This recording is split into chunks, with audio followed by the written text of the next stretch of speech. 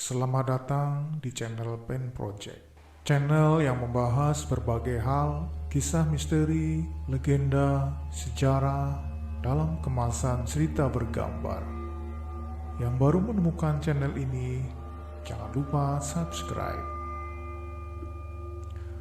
Pada video kali ini, admin akan menceritakan sebuah kisah seorang pelayan restoran bernama Tina, di mana restoran ini dianggap seperti melakukan pesugihan. Kisah ini adalah rekaan ulang dari kisah yang berkembang di masyarakat. Kesamaan nama dan tempat hanya kebetulan saja. Beginilah kisahnya. Setelah lulus SMA di desa, Tina memutuskan untuk merantau ke Jakarta dengan harapan mengubah nasib menjadi lebih baik. Menurutnya, sekedar pekerjaan menjadi pelayan di resto pun tak apa. Karena jika dibandingkan di desa, UMR Jakarta pasti lebih besar. Sebenarnya saat ingin pergi jauh dari rumah, sang ibu sempat tidak mengizinkan karena dia anak perempuan dan tidak ada kenalan di kota. Karena kegigihan Rina menjelaskan ke ibu bahwa semua pasti aman dan akan baik-baik saja. Selain itu, tuntutan ia sebagai tulang punggung keluarga. Akhirnya ibunya memberi restu. Di Jakarta ia hanya sendiri karena memang tidak mempunyai sanak keluarga yang bekerja di sini. Sesampai di Jakarta, ia berdiri di depan sebuah kontrakan kecil daerah pinggiran Jakarta yang sudah ia survei sebelumnya lewat internet. Kemudian Tina meletakkan satu koper dan kardus yang ia bawa saat itu di depan kontrakan tersebut. Ia diam memperhatikan rumah kecil atau bisa dikatakan hanya kamar itu dan mencoba meyakinkan diri jika semua akan baik-baik saja. Sebenarnya satu hal yang meyakinkan Tina untuk pindah ke Jakarta, karena ia mendapat kabar diterima pekerjaan di salah satu restoran ternama di ibu kota. Gajinya pun terbilang cukup besar dan bahkan melebihi UMR Jakarta saat itu.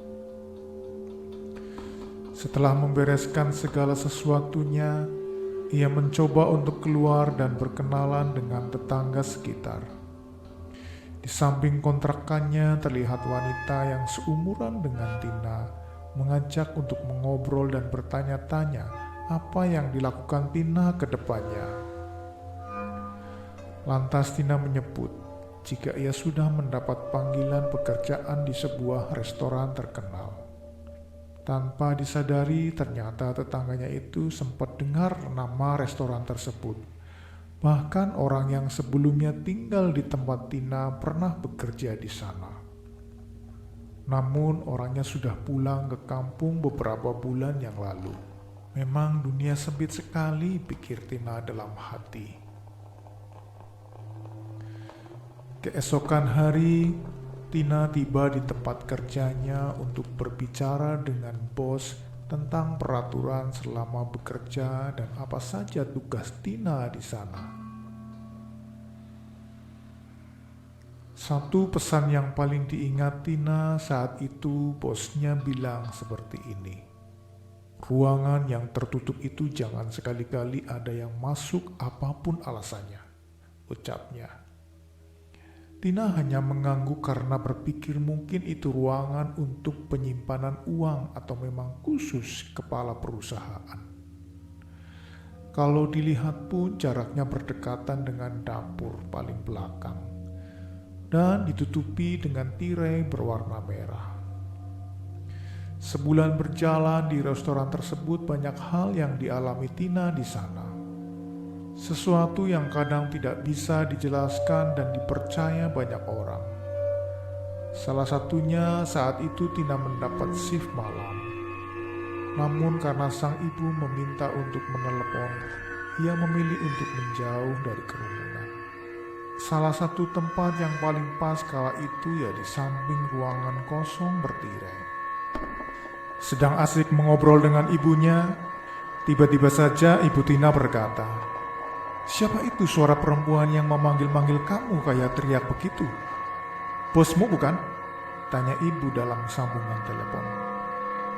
Lantas Tina menengok ke kanan dan ke kiri dan memastikan apa ada orang di sekitarnya. Dan ternyata memang sepi, tidak ada siapa-siapa kala itu, hanya ia seorang diri. Jantungnya pun berdegup kencang, hingga bulu kuduknya berdiri. Tina memutuskan untuk mengakhiri telepon dengan ibunya dan akan menghubungi ibunya lagi esok hari.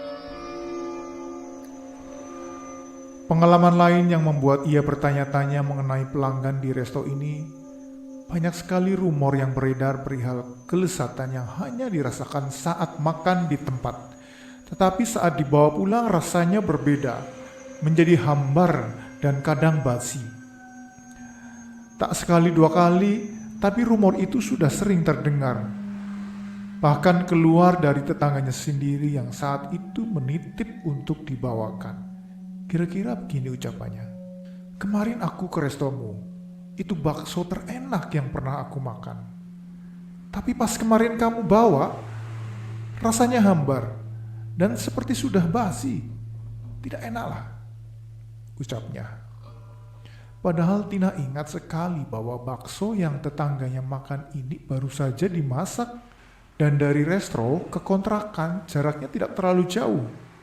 Namun pikiran seperti apa makanan itu diguna-guna, pakai pesugihan, langsung ditepis dari kepala Tina. Karena ia tidak percaya dengan hal-hal gaib seperti itu.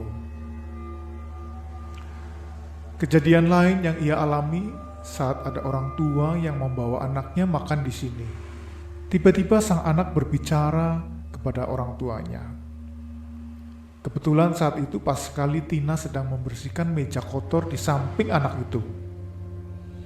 Si anak berkata, "Ada kakak wajah seram yang sedang mengeluarkan air liurnya di semangkok bakso yang sedang dihidangkan."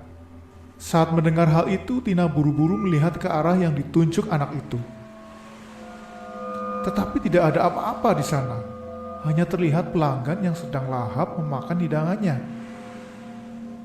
Namun kejadian hari ini yang paling membuat Tina berpikir jika benar apa yang dikatakan orang-orang di luar sana.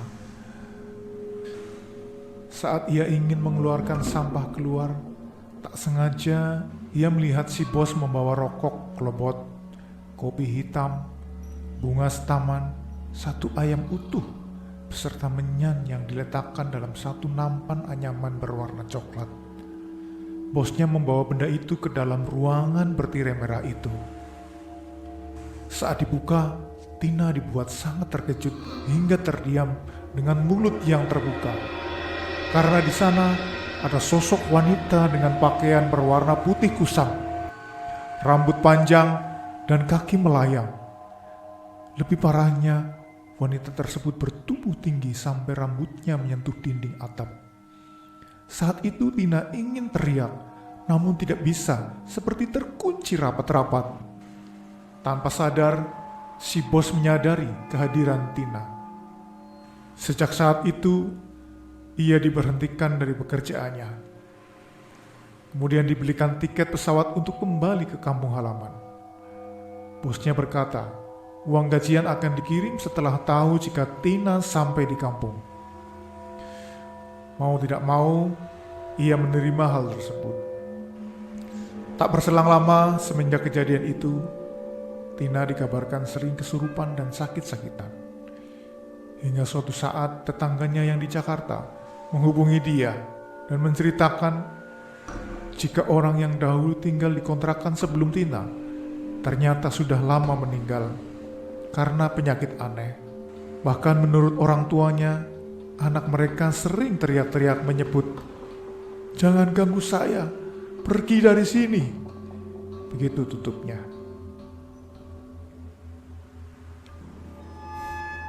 Demikianlah kisah kali ini. Semoga menghibur. Jangan lupa klik subscribe, like, dan share. Nantikan kisah-kisah selanjutnya. Terima kasih sudah menyaksikan.